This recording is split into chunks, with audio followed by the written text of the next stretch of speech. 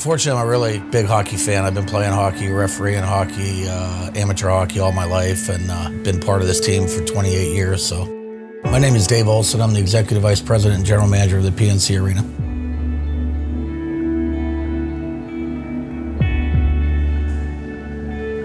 So the environment here at the arena changes almost hourly on some days. We can do double days where we do basketball in the afternoon and a hockey game at night, and the conditions for basketball are extremely different than they are for hockey.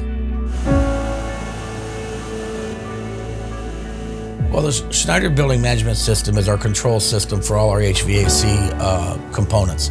So it's fans, motors, the air intake and out, and humidifiers and dehumidifiers and things that can control the environment of the building. Schneider Electric's been tremendous. They've been very responsive when we've had some concerns, but the system works well. We're very happy with the system. We've dropped our utility bill about $200,000 to $300,000 over the last 5 to 6 years. It's all mostly credited to the system. For the PNC Arena, everything that we do here from a fan perspective is very important.